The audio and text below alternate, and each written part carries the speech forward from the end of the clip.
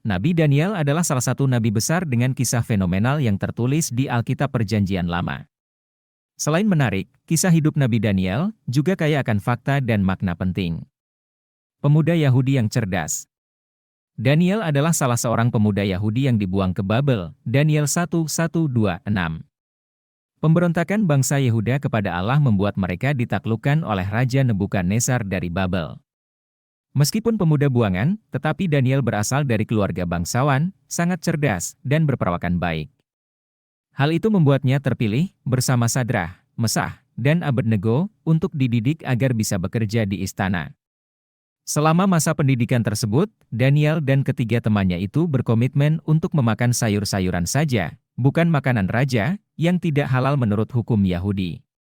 Setelah diuji, ternyata mereka malah lebih sehat dan cerdas daripada semua pemuda lainnya. Alhasil, mereka memperoleh jabatan yang tinggi di Istana Babel. Menafsirkan mimpi Raja Nebukadnezar. Tuhan mengaruniai Daniel dengan penglihatan, mimpi, dan kemampuan menafsirkan mimpi.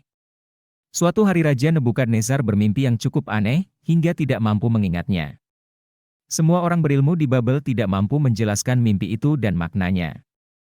Berkat karunia Tuhan, Daniel mampu menjelaskan dan menafsirkan mimpi tersebut tentang 5 kerajaan yang silih berganti menguasai dunia. Setelah itu, Daniel pun diangkat menjadi penguasa atas seluruh Babel di bawah Raja Nebukadnezar. Difitnah hingga dibuang ke gua singa.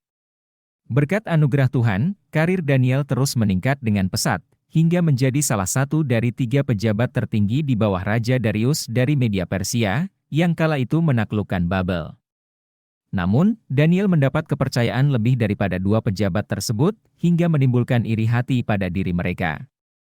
Tak mampu menemukan kesalahan Daniel, mereka akhirnya menghasut raja untuk menerbitkan peraturan yang melarang siapapun untuk berdoa kepada Allah atau manusia lain selain Raja Darius. Siapa saja yang melanggarnya akan dilemparkan ke gua singa.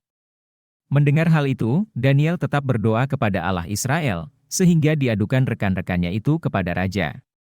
Walaupun dilemparkan ke gua singa, tetapi Tuhan menyertai Daniel dengan menghilangkan nafsu makan dari singa-singa itu, sehingga Daniel pun selamat.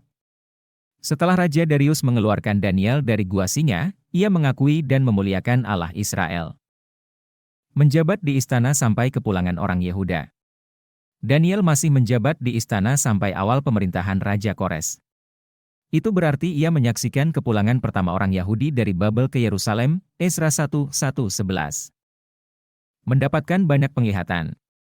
Daniel layak disebut sebagai nabi, Matius 24:15, karena dikaruniai berbagai penglihatan tentang masa depan bangsa Yahudi dan akhir zaman dari bumi ini.